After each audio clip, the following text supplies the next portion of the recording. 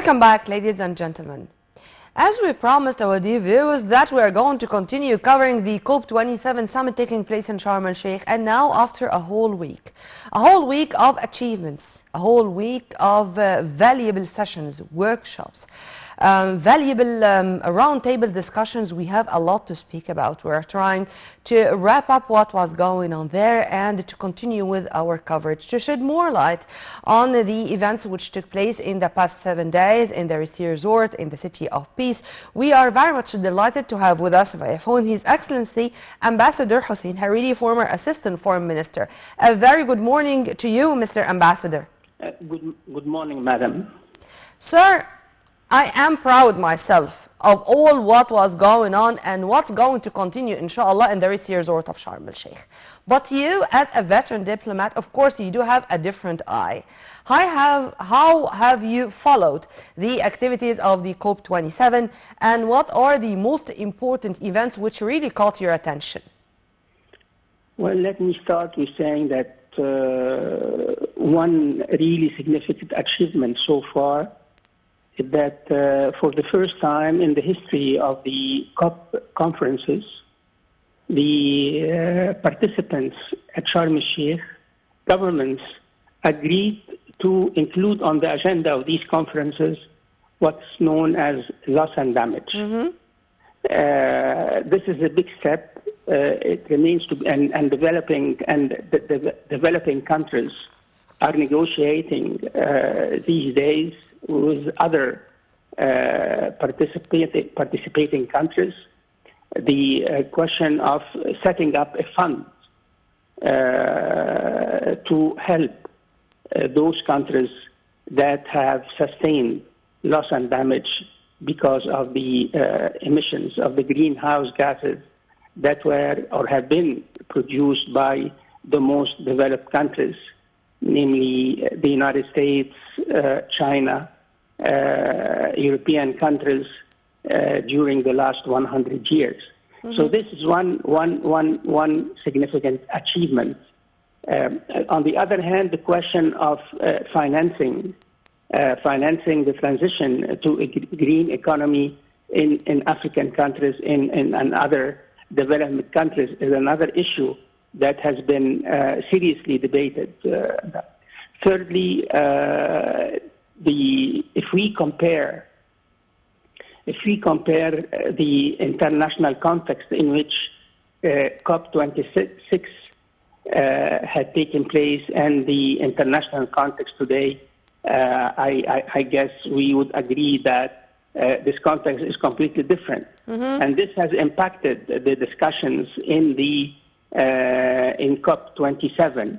And I was reading an article the other day in one foreign newspaper about the lobbying that is being done this year at COP27 by the gas and oil companies, the international gas and oil companies. And they said this is unprecedented in the COP conference, which leads me to bring up this question. So far, the world has called for the zero fossil fuels. After the war in Ukraine and the increase in oil and gas prices and the adverse impact of this war on food security, now that there are growing calls for reaching some kind of an equation that says that we keep until we are sure that we have enough funds to transition to the green economy. We keep extracting fossil fuels, but making sure that the carbon emissions will be reduced. So I guess this is a novel idea. And I believe that many countries, including some oil-producing countries among the developing world, I guess they are open to this idea. I don't know how COP27 would deal with this. But I, personally speaking, I guess this is, under the present circumstances, I believe that this is not a bad idea to discuss, to debate, and see what could come out of it.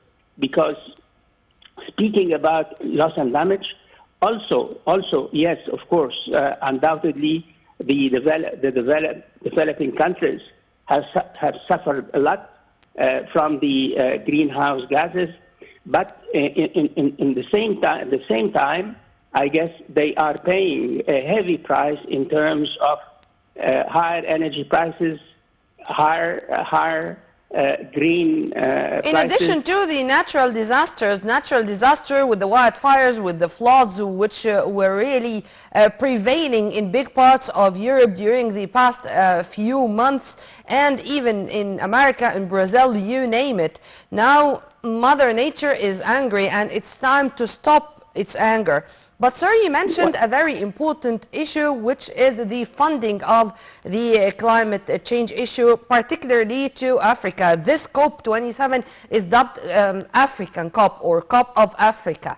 How do you see the $5 million US which were announced by the American president in his speech to Egypt to help Egypt in a green transition, and also to continue with this as an example, because this is exactly what we want to have on the ground. These are the tangible results. How do you see this, and how do you see this response? Because, of course, it's great to negotiate, it's great to have dialogues, but as John Kerry said, it's the COP of implementation, not of mottos. Well, I guess the summit of implementation, that a theme that was chosen by the Egyptian government to distinguish COP27 from the previous conferences. I guess President Biden, in his speech, he spoke about a joint American-Egyptian initiative that was agreed upon between the two governments last June, that would enable African countries, would provide African countries with early warning of impending national disasters like droughts, like flooding, and I believe that the American government has earmarked around $150 million US for this initiative. On the other hand, let me just point out that the American embassy in Cairo released a statement a couple of hours ago about a joint American-German-Egyptian initiative that would help Egypt reduce its carbon footprint to the tune of almost $500 million US. Yeah. And so this is very, very, very good steps that are being taken by the Egyptian government in the context, of course, of Egyptian efforts to reduce the impact of climate changes in African countries. And to depend on renewables, of course. Sir, also, what you have said, of course, what you valuably said, it was echoed in the speech of Kerry yesterday, because yesterday there was very important day, it's agriculture and adaptation, and the two words are key in this edition of the COP, of COP27.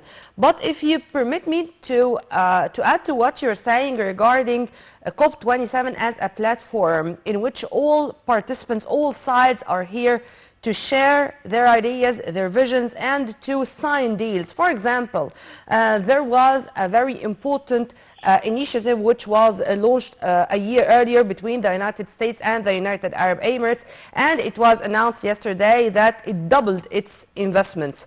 How do you see this as an occasion of deeds, not words, and of having all the sides gathered in one place for the sake of humanity at large, not for a certain people nor a certain area? Well, of course, what you have referred to, Madam, between the United States and the government of the United Arab Emirates, this is the Clean Energy Pact that was signed between the two governments 1 month ago. And the funds earmarked for this initiative, as far as I can recall, the funds are about $1 billion US. This is very interesting, taking into account the fact that COP28 would take place in the United Arab Emirates. So on the other hand, I guess it's early for us. Of course, as you said, Madam, these conferences, these summits on climate change, of course, have been an occasion for governments, for multinationals, for civil society, for non-governmental organizations, for the environmentalists or the environmental activists to speak about climate change and the greenhouse gases and how the world should deal with with these gases in order to reduce temperature by the year 2050.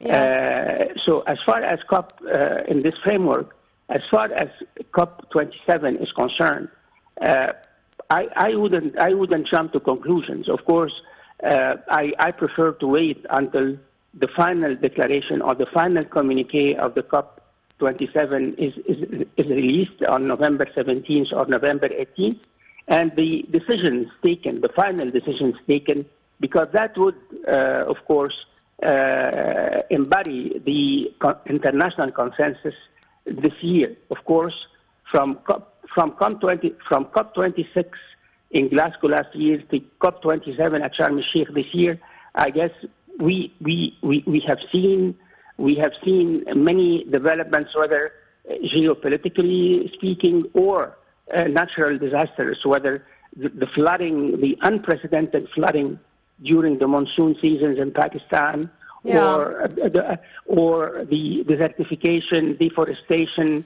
in Africa. So, of course, now the world, I believe, is very conscious of the dangers presented by inaction. If action, it has been said that if action costs money, inaction would cost a lot of money, more money than the funds or the financial. Lives of innocent people, more than anything, lives of innocent people, of thousands of innocent people. Unfortunately, we do learn the hard way. Sir, one final question. On the sidelines of the COP27, President Abdel Fattah al-Sisi had a number of meetings with his counterparts coming from all over the world to participate in the important gathering. And sometimes the meetings on the sidelines of a very important meeting are equally important. How do you see this, and how do you see the way President Abdel Fattah al-Sisi is seizing every opportunity to send messages to the whole world about the new Egypt, the new republic? Well, normally, Madam, these conferences, multilateral conferences, provide heads of state the opportunity, if they think it's important or necessary, to meet with counterparts, the head state of other countries with which they have interests. So, and this applies to COP27, and in this particular case, of course, the president had various meetings with leaders from the West, from Africa. And of course, these are occasions where the participants do discuss either pending questions in the bilateral relations, or they discuss questions related to COP27 itself, or other issues Of mutual concern. yes, Yes. mutual interest, madam. Yep. Well, Ambassador Hussein Haridi, former Assistant Foreign Minister, thank you very much, sir. You are always an added value to our programs. Have a very good day. Well, right after the short break, we are going to return back with more, so stay tuned.